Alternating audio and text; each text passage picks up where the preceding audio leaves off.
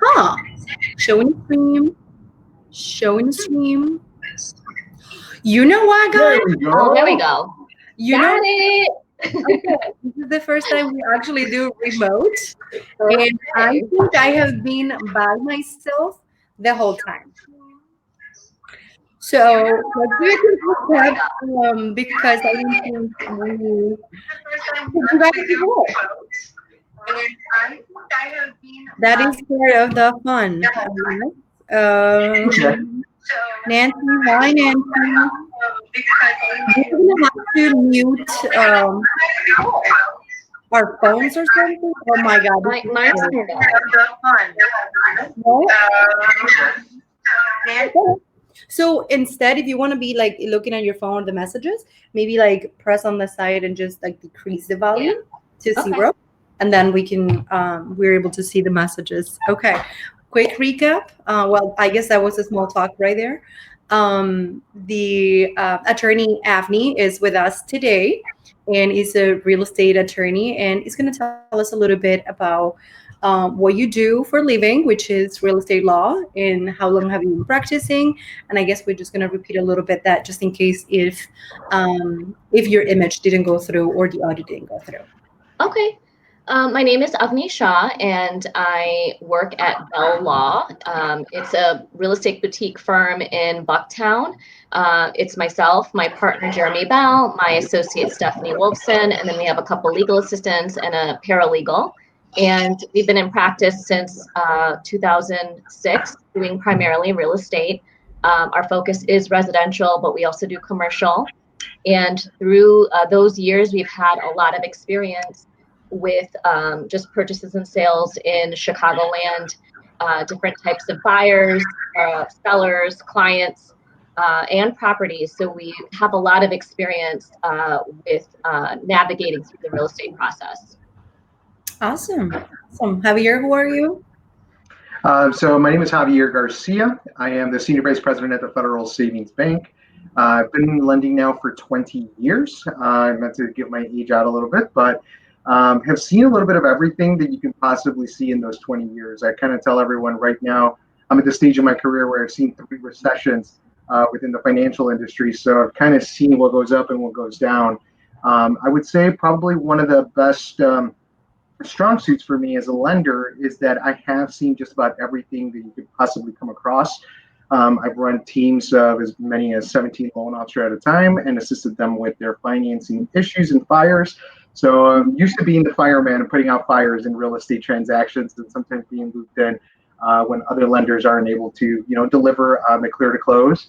So I definitely get pulled into a lot of those situations, and this is one of the reasons why we kind of love working with other professionals who are very well versed in regards to the ins and outs of real estate, just because it makes it a more pleasant experience for our home buyers. Awesome. Thank you. Well, my name is Javier Garcia. I am a real estate agent, and I help families finding their homes or selling those properties when they just need a new chapter in their life. Also help investors, and in the Chicagoland area, we also serve a lot of suburbs, and we're very familiar with those suburbs with compliance inspections and those issues that we can jump into that in a little bit too. But yeah, and I am very happy to see you both here today. And I just want to ask some questions that some people might or might not know, especially if they are looking to make a purchase this year or sale, and they would like to know whether they need an attorney, why do you need an attorney, and what's important about having an attorney and a good attorney as well. Sure. So you certainly are not legally required to have an attorney represent you in a purchase. I would start with that, and then we can talk about sales in a second. But I would say you are investing in a property that probably is your biggest purchase in your lifetime. And so it's a big transaction. And I would say that you would want to have an extra pair of expert eyes looking at that contract that you're signing, because when you enter into an agreement for real estate, it is a contract between a buyer and a seller. It's in writing, and there's a lot of terms in there that perhaps the buyer, especially a first-time home buyer, is not familiar with. And so it's nice to have somebody explain their rights and obligations under the contract, and also, kind of navigate through that process. And at the same time, in Illinois, primarily in Chicagoland, attorneys have become part of that real estate industry. So we've kind of, involved ourselves in that real estate process. And so having a real estate attorney does definitely make your transaction go a lot more smoothly, because we are primarily, after that contract is executed, we're the primary mode of communication between the buyers and the sellers, and there's a lot of parties involved, and we're one of those important roles during that real estate transaction process. And just on the sale end, I would say we're even more important, because this is a state that basically has attorneys act as agents for the title companies, and most transactions, standard transactions, go through a title company, and therefore we usually order that title, we do the title searches, we make sure that the clients are getting clear title at closing, and that role primarily falls on attorneys on the sale end as well. So that's generally what our role is in the real estate transaction process, both for buys and sales. Okay. And if I could add a little bit to that, Avni, I think for the first 6 years of my career, I didn't know what a real estate attorney was needed for, just because when I first started my career, I did a lot of lending outside of the state. Sure. And it's actually funny because there's only a number of states that are actually attorney review states. So I was used to always dealing with the escrow companies, always dealing with the title companies. And I remember the first time we actually started transacting in the state of Illinois, it was like a complete shock. I was like, wait, what's the attorney doing and everything like that? But to be quite honest, seeing both sides of the spectrum, dealing with a purchase transaction without an attorney representation, and then an attorney representation in an attorney review state, makes the world of a difference, because I used to get surprised a lot with a lot of 11-hour situations with title or discrepancies in regards to permits or something like that, because a lot of that due diligence wasn't done up front by attorneys. So it's one of those things where I definitely say, like, at least for me, it was definitely a saving grace, because you have no idea how many countless times we went through a transaction not realizing that there was issues with, title or anything like that, because a lot of times we're just dealing with the escrow company. So I think that a lot of people here in Illinois are definitely blessed that they do have that attorney review situation where they can have an attorney be able to litigate and be able to review documentation before they get too far along into the process. Yes, I would say that you're definitely right. I think in other states you have real estate agents having a bigger role. They're the ones responsible for, facilitating the contract negotiation on top of review of certain documents. Title companies also have their role as escrow. They're usually the ones that are required to prepare all the closing documents. So we, as attorneys in Illinois, we kind of take a lot of the responsibility away from the other parties in the transaction, and at the same time absorb that liability for ourselves. So we are professionals that obviously take on the liability that, perhaps a real estate agent or a title company or even lenders, we kind of take it all on ourselves to make sure that we're in compliance with the contract, and it falls on us to make sure that we're, representing our client in their best interests. Absolutely. I do have a question. What's attorney review? Because that's kind of like where you guys start the conversation with a client. Sure. So we typically get involved once the contract is fully executed. So we all recognize our roles in the transaction process. The buyer or the seller works with their agent. They actually, do the offer and the acceptance, and sign the contract. And that's typically when the attorney gets involved. This kind of works a little bit backwards. I've had a lot of clients be like, well, will you review my contract before I sign it? And the way the 7.0 multi-board contract and also just the car contracts are structured, they kind of have this built-in provision of a standard 5 business day attorney review period. So I tell the client always, as long as you're okay with the purchase price generally and the closing date, it's okay to go ahead and sign that contract. And then, we can negotiate whatever else during those 5 business days. And that really means that we prepare a letter. It's called like a modification letter.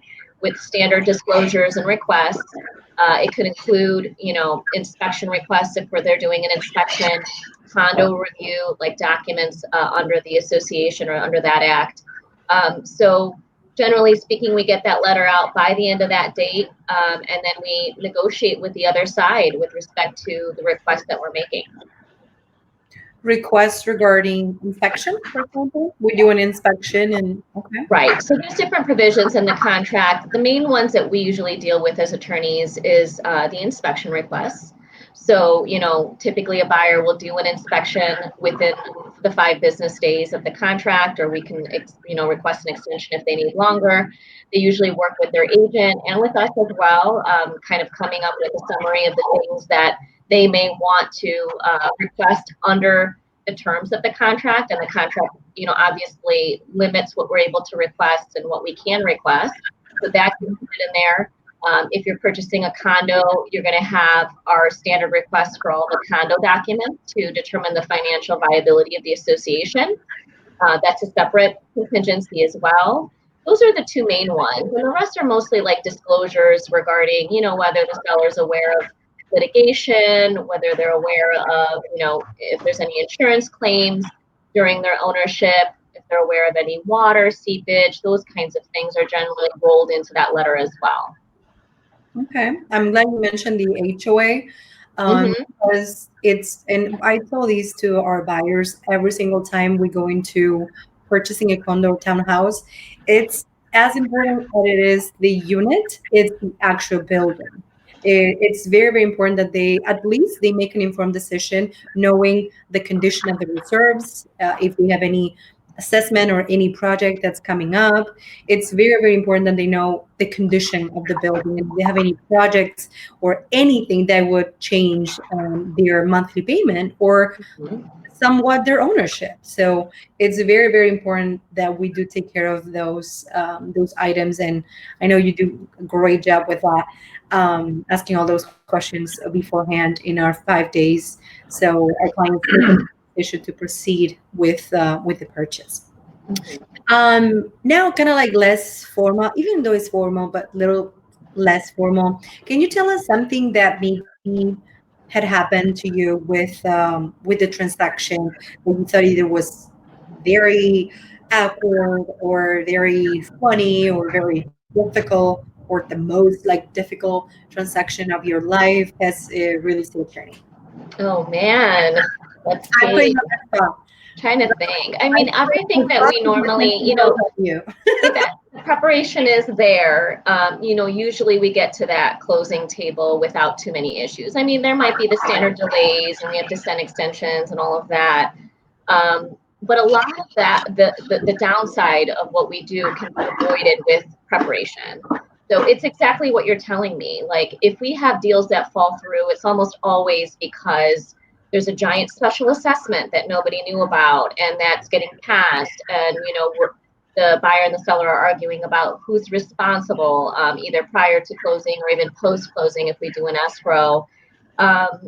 Inspection items, usually, you're well prepared enough to kind of realize what's going on with it.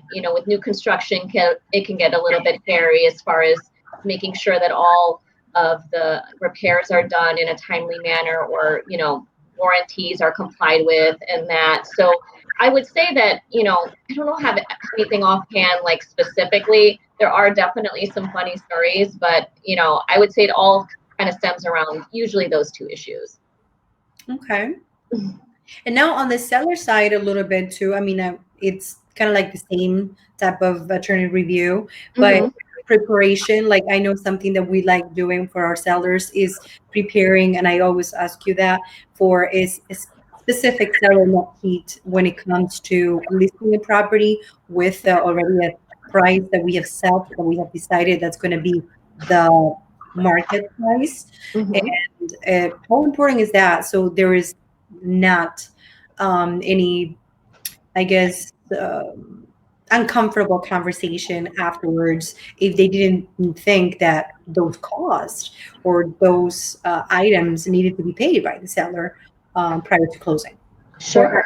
So, most of the agents that I work with, including you, are really good at the preparation and letting the sellers know exactly what their net proceeds or an estimate of those net proceeds are. I mean, generally speaking, before we even get the contract, I always say rule of thumb, whatever the commission percentage is, plus your mortgage payoff, if you have a mortgage payoff or any other liens that they're aware of, plus a standard of, about 3% in closing costs. And then from that, we can kind of work more specifically towards what those actual fees are going to be, because there's going to definitely be, title fees, attorney fees, the commission, the mortgage payoff, credits that they have to give to the buyers, such as tax credits, depending on the time of the year that we close.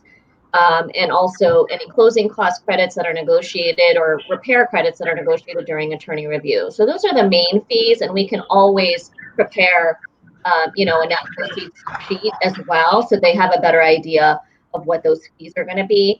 But they're usually well prepared, and like I said, there is a certain percentage of sellers who do have to bring money to closing. And you and I had a client actually where they had to bring money to closing, and they weren't aware of a lot of the bills or the liens that were on the property, and we had to kind of do that as we went through the process. And the number just kept getting higher and higher, but at least they were aware that they owed money, and we're not sitting at the closing table rushing to see, oh my God, they're short X amount of dollars. That's very rare. I don't even know if I've ever experienced that, because we've dealt with it way prior to the closing date. Okay. I got horror stories for you girls. I've seen just about everything. I was just going to ask you. Here's the only one that scares me at the closing. I've seen everything, and that's why I'm actually really adamant about who I work with. And I sometimes even screen. I've had situations, like I said, I got my start from online lending. So a lot of the times I had no idea who they were using. Sometimes the one most important thing that I always tell my buyers is, just because it's an attorney doesn't mean it's a real estate attorney. Yeah. Right? There's different kinds of law practices.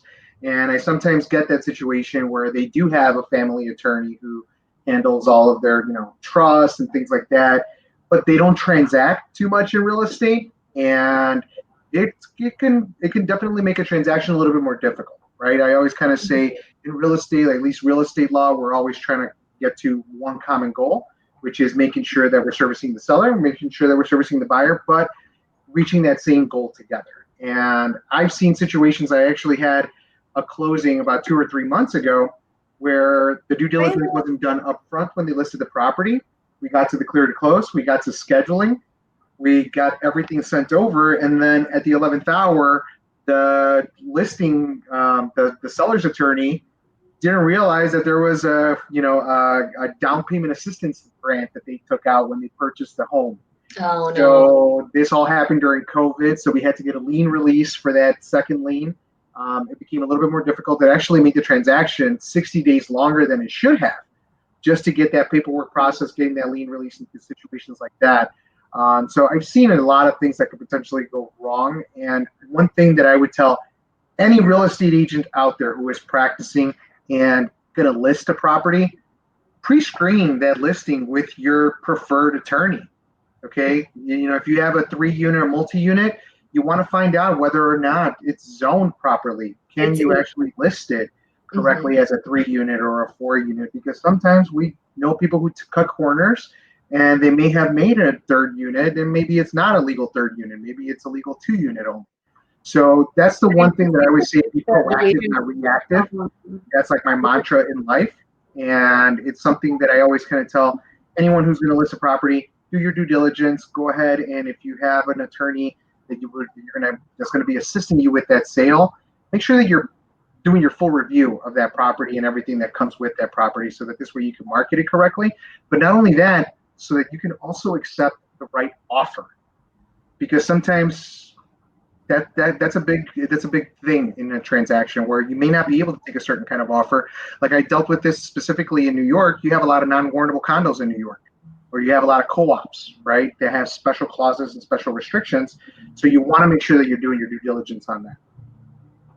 Yeah, I think communication and responsiveness is key for attorneys. and experience, like you were saying, the attention to detail. You need to do that from the onset of the transaction. Otherwise, you're going to run into hurdles along the way and the work becomes sloppy. So, we've streamlined our process. We have a team at our firm that reviews everything from, point A to point B, or, A to Z. The transaction is done very diligently, and we review everything, and we communicate with the client, work with them to understand, what liens are on the property, what needs to be cleared well in advance. So we're not dealing with these things a week or two before the closing, or be the reason why we're causing the delay in a closing. There's so many other parties involved, and everybody has to do their role to make sure that we get to the closing table in the smoothest and, easiest way possible, so that our clients' experience overall is, satisfactory. If one party in the transaction of professionals does not do their job, that reflects poorly on every single other party, professional party involved in that transaction. So it's our obligation to not just get to the closing table, but also do our role so that everybody else, that's involved is acting as professionally and, in the best interest of their client as possible. Can we just frame that? Literally, can we just frame that? I do want to say something. We have our other team member, Nancy. Well, we have other members in the team, but Nancy's so diligent. She's literally watching the video. Okay, you need to add the Avni in there before, and then you need to add the audio wasn't working, and then oh, you both look great. So thank you, Nancy, for here. Work really hard. Absolutely. Javier, well, we have touched base on this already, like why it's so important to work hesitant and the attorney communicating and having a good relationship with the lender, with the client, obviously, also with everyone else in the transaction. And it comes to be exactly not just gonna on our end to have a pleasant experience for our clients, but also on the other side. At the end of the day, this is a business of relationships. And when we present ourselves as a team and we perform well for the other side as well, the moment they see an offer with all three of our names in there, they will know that it will be a smooth transaction. They will do a good job, and that we're very professional. And Honestly, for myself, it is extremely important. I always say you're only as good as your last transaction, right? That's my mantra in general, right? So one of the things that I always kind of like, and I learned, and I've kind of mentioned it before, I hadn't worked in Illinois for like the first 5 years of my career. Most of my loans were done outside of the state. There was no attorney review. And communication is key, because I remember my first couple transactions, I got a contract. My job as a lender is to get you your clear to close on time and get you to the closing table on time. And I realized that here in Illinois, you have the attorney review process, and I was ordering appraisals right away as soon as I got a contract, right? That was like the first thing. It's like, let's get that appraisal ordered and let's get the ball rolling so that this way we can make sure to meet our contingency and meet that date. And unfortunately, I learned my lessons initially in the process, where we may have ordered an appraisal prematurely because we weren't past that attorney review process. But for me, what's most important is, like kind of like you said, is communication, right? And I always tend to find that people, they just want to be updated. They want to know what's happening. And that's why I always kind of say my best asset is my availability. I want to make sure I'm available if my attorneys, if my real estate agents, if my clients have a question.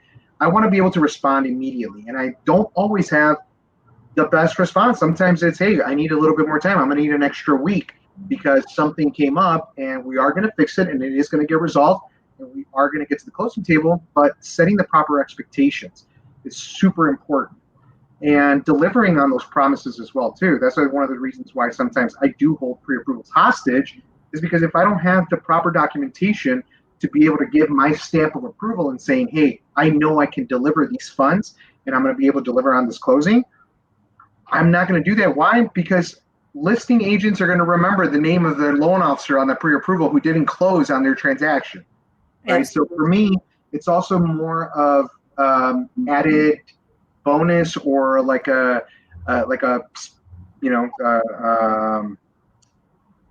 what would be the right word to even say? It's like an advantage. Being in the business for 20 years, my name is out there. People who have seen my pre-approvals and have successfully closed with my pre-approvals, they know that, hey, Javier is the financing this. He closed down a couple transactions in the past before, so it gives a little bit of added leverage and strength to our buyers when we're doing that. So, and it also goes to all to the real estate agents, right? Communication is super important. We have offers that are sometimes submitted and we don't hear back from an agent for 3 or 4 days, and sometimes they don't even tell us that our offer wasn't even accepted, right? So it's just about having professional courtesy for everyone, because I always say we're in this business together. We should have more of a community type of a mentality where we're helping each other in the process and kind of helping each other grow and learn as well too, because someone had to hold me by the hand when I first started in this business 15, 20 years ago in regards to the ins and outs. So it's something of paying it forward. And when you do have agents who maybe don't have as much experience, being able to give them a little bit of tutelage in regards to the ins and outs of this business and how they can make themselves better, they can perfect their systems as well too in the process, because the communication is honestly the most important aspect. And Clients aren't time. upset And time. when their closing is a week delayed. They're upset when their loan officer hasn't responded or called them back in a week or two, and nobody knows what's going on. That's what makes it an unpleasant experience. But if you let them know that, hey, this issue popped up, we're gonna fix it, this is the solution, and now our closing date is, a week out, they're gonna be fine with that, right? So communication is key. Okay. Well, I would love to leave it at 30 minutes mark, as we have been doing better on timing.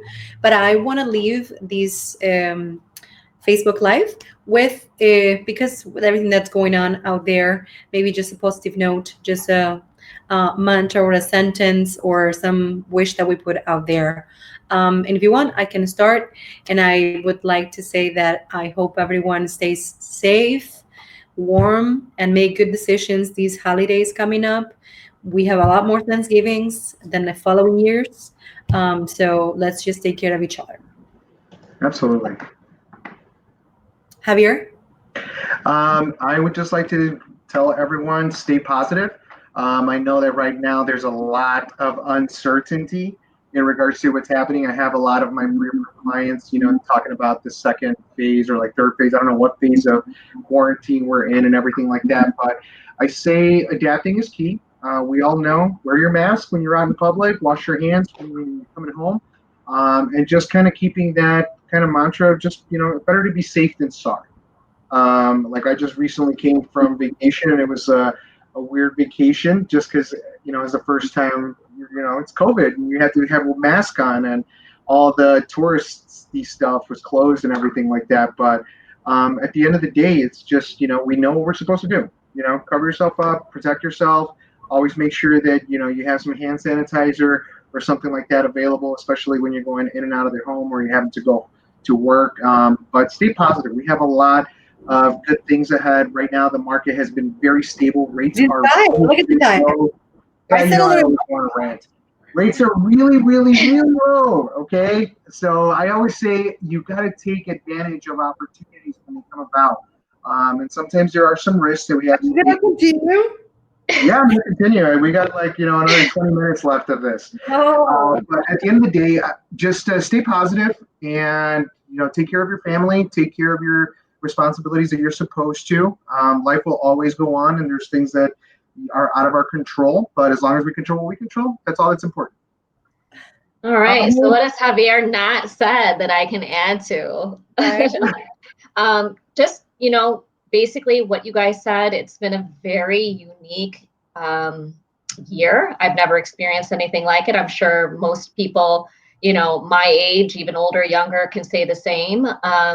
And it just, to me, shows the resiliency of people, like in times of a pandemic, with all of these changes, these shutdowns, these, reopenings, the, closing of businesses, the stay-at-home orders. There's a lot of, what seems to be chaotic, interactions. The people have, I want to say positive and say that they've, kind of weathered that storm, the up and downs. And like, as far as our market is concerned, I think, with the low rates, people are continuing to buy and sell. We see some fluctuations here and there, but it's still going strong.